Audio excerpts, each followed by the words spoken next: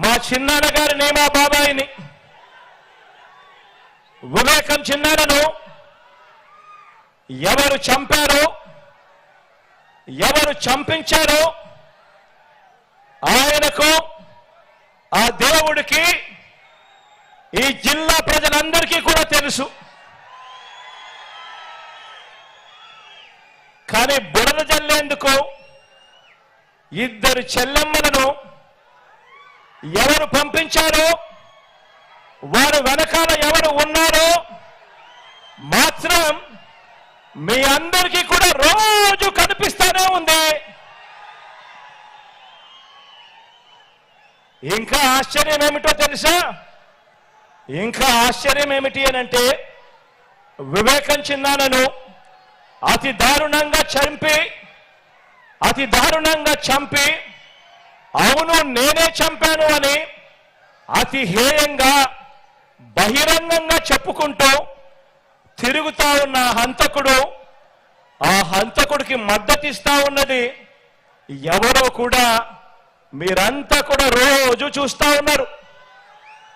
ఆ చంపినోడు ఉండాల్సింది జైల్లో, కానీ ఆ చంపినోడికి మద్దతిస్తూ నేరుగా నెత్తిన పెట్టుకొని మరీ మద్దతు ఇస్తా ఉన్నది ఈ చంద్రబాబుకు సంబంధించిన ఎల్లో మీడియా, ఈ చంద్రబాబు మనుషులు. వీరి మద్దతు కోసం రాజకీయ స్వార్థంతో తప్పించిపోతా ఉన్న ఒకరిద్దరు నా వాళ్ళు. వీరంతా కూడా ఆ హంతకుడికి నిస్సిగ్గుగా ఆ హంతకుడికి మద్దతిస్తున్నారు అని అంటే దీని అర్థం ఏమిటి అని చెప్పి అడుగుతా ఉన్నా. చిన్నాన్నను అన్యాయంగా ఎమ్మెల్సీ ఎన్నికల్లో ఓడించిన వారితో ఈరోజు చట్టాపట్టాలు వేసుకొని తిరుగుతున్నారు అని అంటే దాని అర్థం ఏమిటి అని అడుగుతా ఉన్నా. ఇంతటి దారుణం చేస్తూ దీన్ని నన్ను దెబ్బతీసే రాజకీయమని వారికి వారే చెబుతున్నారు అని అంటే ఇది కలియుగం కాకపోతే ఇంకా ఏమిటి అని అంటా ఉన్నాను. ఈ సందర్భంగా మీ అందరి ప్రేమానురాగాల మధ్య నిలుచుని ఇంతకన్నా అన్యాయం ఎక్కడైనా ఉంటుందా అని అడుగుతా ఉన్నాను. మా అన్న వైఎస్ జగన్మోహన్ రెడ్డి ఎలక్షన్ ప్రచారం చేశారు. ఆ ప్రచారంలో మా నాన్న YS Vivekananda Reddy murder case గురించి మాట్లాడారు. వివేకం చిన్నాన్న అని చెప్పారు. చిన్నాన్న అంటే అర్థం తెలుసా? నాన్న తర్వాత నాన్న చిన్నాన్న. అసలు ఈ బంధుత్వాలకు మీకు అర్థం తెలుసా? అదే మీటింగ్లో మీ మామగారిని ఉద్దేశించుతూ ముద్దుగా మామ అని పిలుస్తారు. బంధుత్వాలు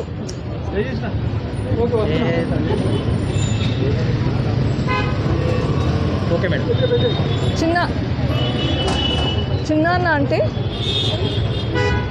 మీ నాన్నతో సమానం. అట్లాంటి చిన్నాన్న చనిపోతే ఆ చావు వెనుక కుట్ర ఏంటి అన్నది నిర్ధారించకుండా ఆ చిన్నాన్న కూతురు మీదే నిందలు వేయడం ఏమన్నా న్యాయమా?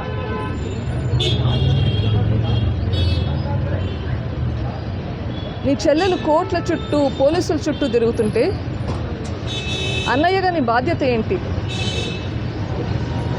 అమ్మా నేనున్నాను నీకోసం, నువ్వు ఇట్లా తిరగద్దు, నీ పని హాస్పిటల్లో పని చేసుకోవడం అని చెప్పేది పోనిచ్చి నా మీదే కేసులు పెడతాడు.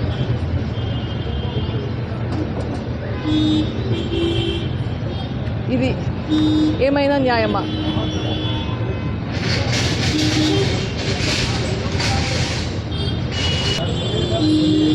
చిన్నాన్న చనిపోతే 5 సంవత్సరాలు అయింది. ఈ 5 సంవత్సరాలు మీదే గవర్నమెంట్, చేశారు. ప్రతిపక్షంలో వాళ్ళలాగా మాట్లాడడం కరెక్టా? ఇవాళ మీ ముందుకు వచ్చి నేను మాట్లాడాల్సిన అవసరం ఎందుకు వచ్చింది? ఆయన చేయాల్సిన పని చేయకపోవడం వల్ల కదా. నేను నా అంతఃకరణ శుద్ధితో చెప్తున్నాను, నేను చెప్పేదంతా నిజం. ఆయన అట్లా చెప్పగలుగుతాడా? అది చెప్పినా నమ్మే పరిస్థితి మనకి.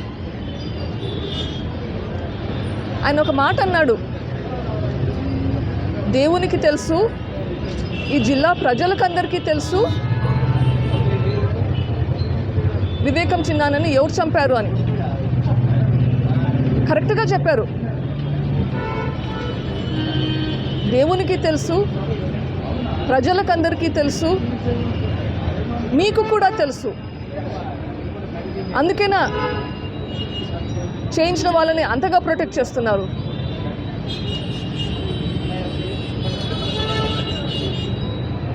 మీకు తెలిసి కూడా ప్రొటెక్ట్ చేస్తున్నారు అంటే ఎందుకు ప్రొటెక్ట్ చేస్తున్నట్లు? దేనికి భయపడి ప్రొటెక్ట్ చేస్తున్నట్లు?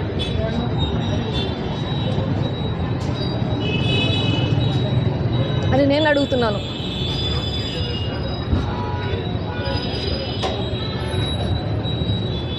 ఇంకా ఏమేమన్నాడు? ఇద్దరు చెల్లెలు ఇంకొకరు నడిపిస్తున్నారు అంటున్నారు. నేను అడుగుతున్నాను, ఇంకో మాట కూడా అన్నాడు, చంపినోడే చంపినాను అని చెప్తున్నాడు బయట తిరుగుతూ. సో చంపినోడు నేను చేశాను అంటే నమ్ముతున్నారు, కానీ అదే చంపినోడు ఎవరు చేశారో కూడా చెప్తున్నాడు, క్లియర్గా చెప్తున్నాడు. దీని వెనకాల వైఎస్ భాస్కర్ రెడ్డి ఉన్నాడు, వైఎస్ అవినాష్ రెడ్డి ఉన్నాడు, వాళ్ళ వెనకాల వైఎస్ జగన్ రెడ్డి, భారతి రెడ్డి వాళ్ళని ప్రొటెక్ట్ చేస్తూ ఈయన థ్రెటన్ చేస్తూ ఉన్నాడు అని కూడా చెప్తున్నాడు. మరి ఒకటి నమ్ముతున్నారు, ఇంకొకటి నమ్మడం లేదా? నమ్మితే రెండు నమ్మాలి కదా. మరి వీళ్ళని ప్రొటెక్ట్ చేసేది ఎవరు? మీరు కాదా?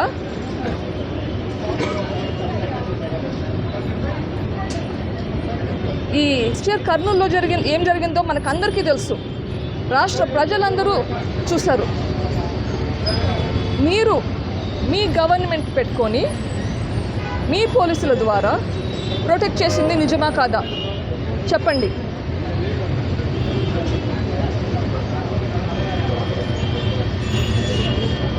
ఈ హంతకుడైతే ఎవరున్నారో వాళ్ళు ఆయన చెప్పాడు చేయించింది ఎవరు అని. అదే విషయం సిబిఐ కూడా ఇన్వెస్టిగేట్ చేసింది, ప్రూవ్ కూడా చేసింది. సిబిఐ కూడా అదే చెప్తుంది. ఒకప్పుడు మీరు సిబిఐ ఎంక్వైరీ అడిగారు, తర్వాత మీరే వద్దన్నారు. మీరు అప్పుడు ఎందుకు వద్దన్నారు? మీ పేరు బయటకు వస్తుందని వద్దన్నారా? అంత లేకపోతే ఆ పిటిషన్ విత్డ్రా చేసుకోవాల్సిన అవసరం ఏంటి?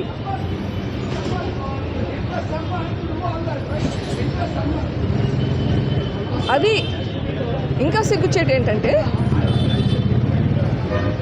ఎవరైతే నిందితుడై ఉన్నాడో ఆయనని పక్కన పెట్టుకొని